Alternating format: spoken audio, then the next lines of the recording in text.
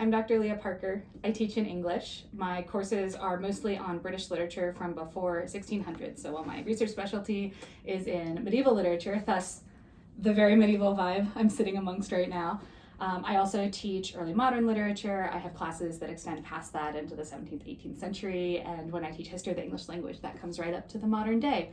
I also research disability in history, so how literature represents ideas about histories of disability and disability as an experience in history. So my main project right now is a book about literary representations of disability from the 10th century, so over a millennium ago.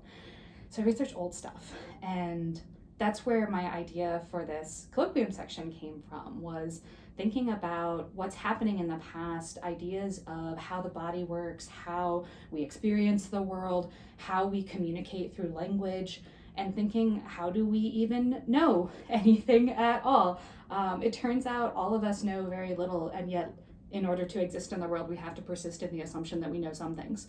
And obviously that's what I want my students to come away with, is I do know some things, but I also want to work with the idea of what don't we know, and how do we figure out what we know and what we don't know, and whether an idea is supported or not. And so my colloquium section, with the title Making Sense, Embodied Epistemologies, plays with that idea. How do we use our bodies to know what we know? That's what embodied epistemologies means. So we'll read a lot of books, but we'll also look at other ways of using our senses to know about the world.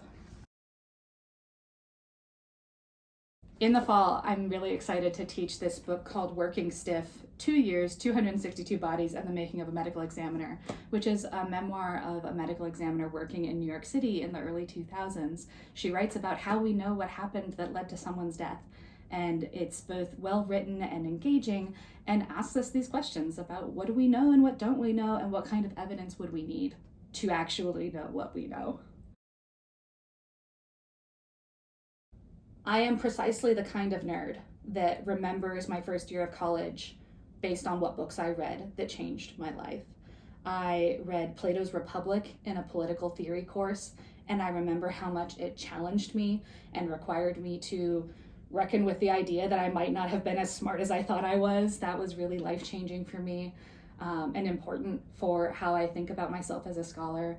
I read a book about the Rwandan genocide that gave me a really strong commitment to political justice. I read books about theater, I read works of literature, and I distinctly recall in a political theory class, because I started as a political science major, reading a book by an Egyptian author, Ala al-Aswani's Yakubian Building.